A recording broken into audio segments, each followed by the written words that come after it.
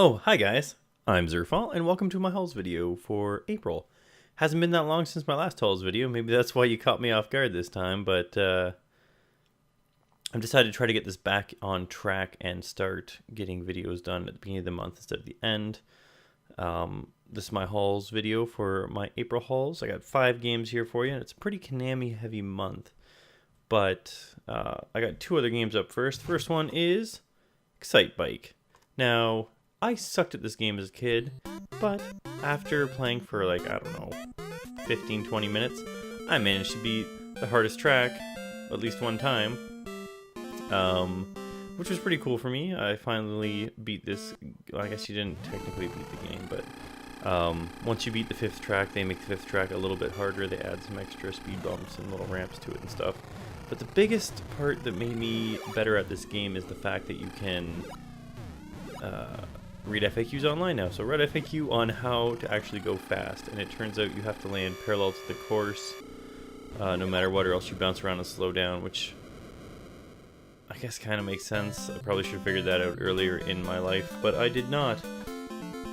Anyways, moving on. Next up is a Jailco game, but not only is it a Jailco game, it's based on a Lucasfilm game. It's Maniac Mansion for the NES. Now, this is a game that there was a lot of, I guess it's a bit of a controversy over the censoring of the game. The game's feel is really, you were meant to play the PC version with all the jokes and whatever left in.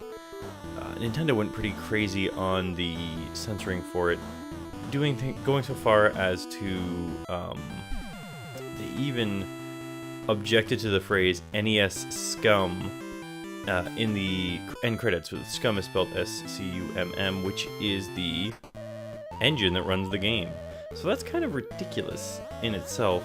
I haven't gotten far enough in this copy yet to know if I got a first run or a second run version of it. And maybe I can even tell by, I haven't looked into it too much, but perhaps this little see the TV version on the family channel or something like that may actually indicate if this was a first or second run.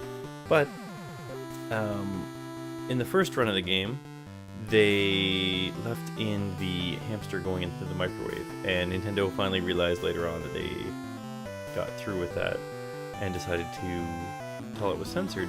But what was weird is that Nintendo didn't censor that the first time, but they censored other things like the word suck from a poster that says disco sucks, get rid of that poster. Or actually, to do with the word sucked again, when Dr. Fred tells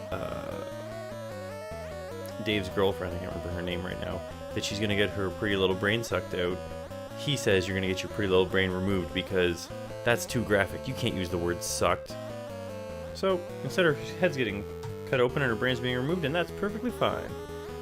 Next up is a notorious game from Konami, and that is Top Gun. Now I got this because it was pretty cheap, and I was just out at a different retro store than normal with my brother, and decided to pick it up. I never played this as a kid. Well, I never played this as a kid. I played the Commodore 64 version of this as a kid, which was a little more in-depth. You could play 2-player against each other and all this stuff. The NES one, you can't do that in this version. But I've heard so much about how notoriously hard the landing scene is in this game, so I decided to pick it up, play it a bit. I beat the first mission. I lost 2 lives on it, but none of those lives were lost on the landing because I managed to do the smooth as silk landing on my first try. Didn't even look up how to do it or anything. I'm just amazing. It harkens back to the days when you used to rent a video game and just try to play it, and if you got used to what was going on, it wasn't too hard. But next up, another Konami game, Top Gun: The Second Mission. And this one was actually, the missions themselves are a lot easier than the missions in Top Gun, and you had simplified controls, I'd imagine, is a way to say it. You could speed up with A. B was fire your guns, but if you double tap B, you could shoot missiles, which I think is the same in the first game. But Oh no, in the first game I think it's A and B are just shooting. Yeah, A is shooting, B is missiles. But in this game you can also do barrel rolls and loop-de-loops and whatnot to try to avoid missiles, which makes the game a lot easier to do because a missile's going to hit you and you can't shoot it in time. Do a barrel roll, and you're good to go. Although you just double tap right or left to do that. I figured out all those controls by accident by accidentally double tapping things to try to I don't know, just move around. Managed to accidentally learn some tricks. So next up is another Konami game. This is the last game that's a hauls this month, but it's actually published by Ultra, and I learned something about Ultra today. I mean, I should have figured this out a long time ago, but Metal Gear. Metal Gear, the original Metal Gear, is published by Ultra. It says it right there. And it only says that it's licensed by Konami. It turns out that at the time, Nintendo of America only let companies publish up to 5 games a year in probably a misguided effort to try to keep crappy games off the system. You only could submit 5 games, you're only going to submit your 5 good games, and you're not going to waste them. Although, that really didn't work because a lot of companies submitted a lot of crappy games to the NES. But Konami, to get around this, started a company called Ultra in America that would publish Konami games as their own games, and thus they could make 10 games a year for the NES. And it's a good thing they did because we got Metal Gear out of it. And this is a pretty fun game. It shows the whole roots of the Metal Gear series. Mysterious GG and Bobo the Vulture are currently playing through all the Metal Gear games, and this was obviously the one that started with.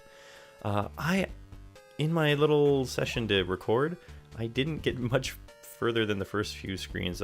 I've done that before in the past, and I'll probably play through this game in the near future, but the game is very, very difficult. Fortunately, there is a password system, I believe, and there's also you get a lot of continues, so it makes it a lot easier to do than otherwise. Anyways, to segue out of Ultra being a Konami game, developer, or not developer, but publisher, once again, Base Wars, it's by Ultra 2. I didn't realize that. This is actually a Konami game. It probably said something about it in the opening credits, like licensed by Konami, but I just didn't notice. The reason why I bring this up again is because tomorrow I'm going to be doing my draw for who ends up on what team for my Let's Play of this game. So, I'd imagine right up here I've got some sort of footage of some Base Wars. If you are interested in having a robot named after you, or whatever you want to name the robot, click on that link. It's the recruitment video for that, and deadline is tomorrow, probably around 8 p.m. And I'll be doing the draw and making an announcement on Sunday about who made it. I'm Zerfall, thanks for watching, and we'll see you again next month with some more hauls.